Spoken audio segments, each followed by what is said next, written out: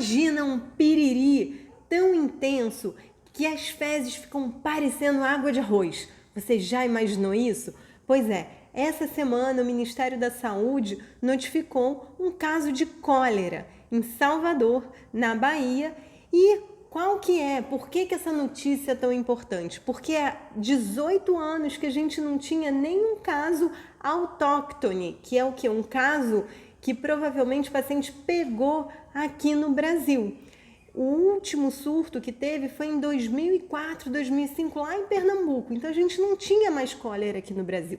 E como é isso no mundo? A Organização Mundial de Saúde estima que 31 países no mundo estejam em surto de cólera nesse momento, entre, na verdade, janeiro e março agora de 2024. E os países mais acometidos são na África, mais ou menos 18. Você ficou preocupado com essa notícia? Ou tá com medo de pegar um piririzão assim? Já ouviu falar o que é cólera? Se você quer saber mais, fica aqui comigo. Eu sou a Renata Berenger, eu sou médica, infectologista, especialista em doenças infecciosas e parasitárias. A cólera é causada por uma bactéria. Na verdade, não é ela que faz o quadro todo de náuseas, vômitos e diarreia. Ela produz uma toxina, que essa toxina, quando chega lá no nosso intestino, ela meio que afeta as nossas células dali e fazem com que essas células percam a capacidade de fazerem ali a absorção de água. E é basicamente por isso que a gente vai ter essa diarreia super aquosa, porque as nossas células simplesmente perderam a capacidade de absorver essa água. Então, tudo que a gente come, tudo que a gente bebe, passa ali meio que direto pelo intestino e fica dando aquela cólica, aquilo tudo.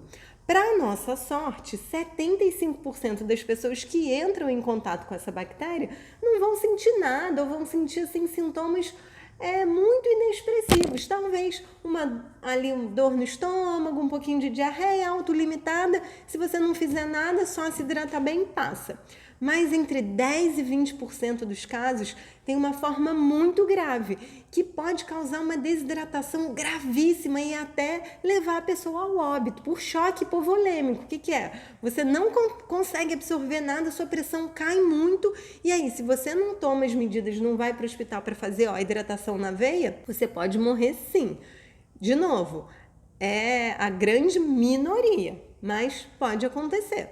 E como que você pode pegar a cólera? A transmissão é fecal-oral. E aí todo mundo torce o nariz quando eu falo isso. Fecal-oral é o quê? Por água contaminada ou alimentos contaminados com fezes. É isso mesmo. Então, os locais onde não tem, por exemplo, saneamento básico, que de alguma maneira as fezes das pessoas entram em contato com as águas e você bebe essa água, você lava um alimento ali que está contaminado, que a água está contaminada, isso pode levar à sua infecção pela cólera. Ou o que a gente tem que lembrar também? Que essa bactéria é encontrada no nosso ambiente aquático, normalmente. Aonde? Em peixes, em mariscos, em crustáceos. Então, cuidado quando você for comer aquela super ostra deliciosa, afrodisíaca, se ela não foi bem, a cadeia de produção dela não foi bem feita, se ela não foi bem higienizada, você pode pegar cólera dessa maneira assim, mesmo se a gente não estiver aí sabendo de muitos surtos de cólera. Então, cuidado. Aí vem a prevenção, também vai ser principalmente higienização das mãos, saneamento básico, higienização de todos os alimentos, que é simples, entre aspas, porque em locais que não tem esse saneamento básico é muito complicado. Por isso que lá nos países da África, né, que são países muito pobres, que vem acontecendo surtos e de difícil controle, porque se você não tem água limpa, isso pode acontecer. E aí, quanto maior o número de casos, mais casos graves vai ter.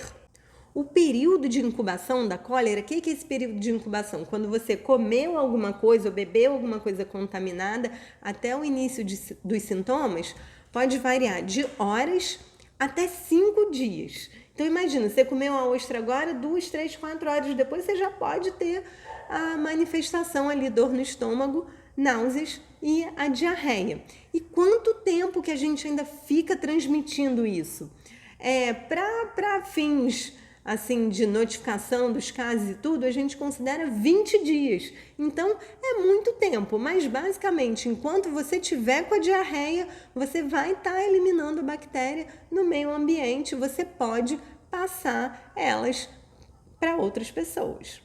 As complicações da cólera são diretamente ligadas à questão da desidratação. Você tem que beber muita água para promover a hidratação do seu organismo, porque tem que entrar mais do que sair. Se você está tendo muitos episódios de diarreia, você tem que ingerir o quanto, assim, volume muito grande. Às vezes isso não é possível, a gente tem que fazer a hidratação venosa, inclusive para manter ali o potássio, o sódio, que são os eletrólitos do nosso organismo que promovem o nosso equilíbrio.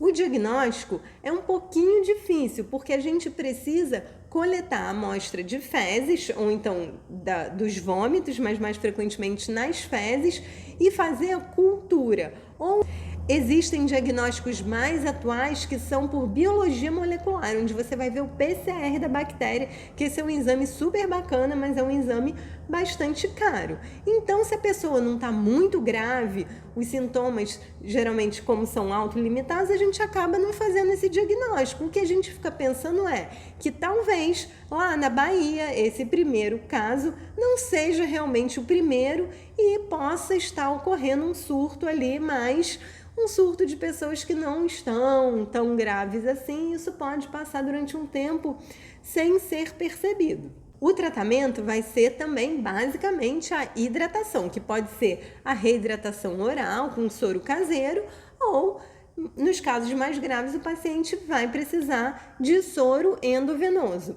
E nesses casos muito graves, às vezes a gente pode fazer o uso de antimicrobianos, mas na grande maioria dos casos a gente não precisa nada, é só manter o paciente hidratado, que vai dar esse período aí de no máximo 20 dias, geralmente menos, tá, gente? Mas é autolimitado e sozinho o nosso organismo consegue aí debelar a bactéria e reconstruir as nossas células do intestino.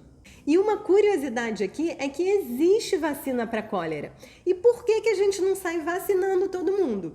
Basicamente porque há 18 anos a gente não tinha ouvido mais falar dela aqui no Brasil. Lá nos países da África existem políticas de saúde pública que visam tentar vacinar as pessoas. Mas eu tô falando disso por quê? Porque é muito importante em relação à medicina do viajante.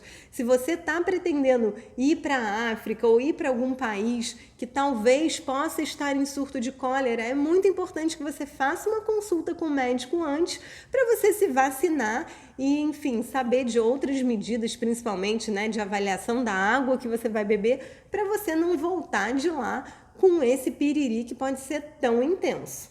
E aí, é claro que o médico que faz toda essa questão da medicina do viajante é o infectologista, porque é a gente que sabe de onde está vindo esses surtos, o que tem acontecido e tudo mais. Então, se você está pretendendo fazer aquela super viagem da sua vida, sempre bom fazer uma consulta antes para saber de surtos, de vacinas, de remédios, para levar uma consulta bem bacana. E o mais legal é que isso pode ser feito através da telemedicina.